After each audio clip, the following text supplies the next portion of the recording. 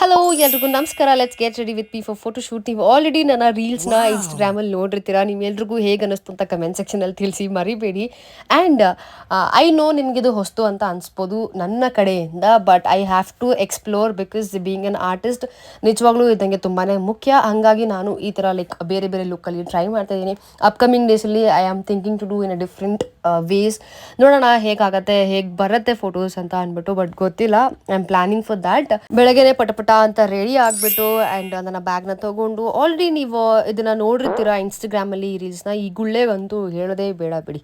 And ಹೋಗಿ ತಲುಪಿದಾಯಿತು. ನಾವು ಹೊರಟಿದ್ದು Kanakapura road ಹತ್ರ ಇರೋವಂಥ ಬ್ಯಾಂಗ್ಳೂರ್ ಎಲಿಮೆಂಟ್ಸ್ ಬ್ಯಾಂಗ್ಳೂರ್ ಅಂತ ಒಂದು ರೆಸಾರ್ಟ್ ಇದೆ ಅಲ್ಲಿ. ಆ್ಯಂಡ್ ನನ್ನ ತಮ್ಮ ಸಿಗ್ತಾ ಅವ್ನಿಗೊಂದು ಬಿಸ್ಕೆಟ್ಸ್ ಎಲ್ಲ ಹಾಕಿ ಅಲ್ಲಿ ಕ್ಯಾರಿ ಆಯ್ತಾ ಬಿಸ್ಕೆಟ್ಸು ಹಿಂಗೆ ಯೂಸ್ಫುಲ್, ಯಾರಾದರೂ ರೋಡಲ್ಲಿ ಮಕ್ಳು ಕಂಡ್ರೆ ಅವ್ರಿಗೆ ಹಾಕ್ಬೋದು ಅಂದ್ಬಿಟ್ಟು. ಆ್ಯಂಡ್ ಹೋಗಿ ನೀಟಾಗಿ ಫೋಟೋಶೂಟ್ ಎಲ್ಲ ಮುಗಿಸ್ಕೊಂಡು ಬಂದೆ. ಆ್ಯಂಡ್ ಇಫ್ ಇನ್ ಕೇಸ್ ನಿಮ್ಗೆ ಇದ್ರ ಬಗ್ಗೆ ಲಾಂಗ್ ಫಾರ್ಮ್ ವಿಡಿಯೋ ಬೇಕು ಅಂದರೆ ಅದನ್ನು ಶೂಟ್ ಮಾಡಿದ್ದೀನಿ, ನನಗೆ ತಿಳಿಸಿ.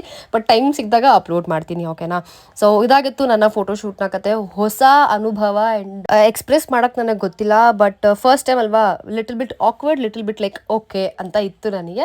ಬಟ್ ಇದು ನಾನೇನ ಅಂತ ಎಲ್ಲೋ ಒಂದು ಕಡೆ ಅನ್ನಿಸ್ತು. But still I manage to do. And being an artist ಇದೆಲ್ಲ ನಾವು ಯೋಚನೆ ಮಾಡಬಾರ್ದು.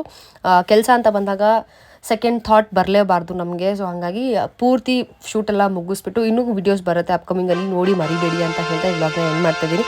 Okay bye.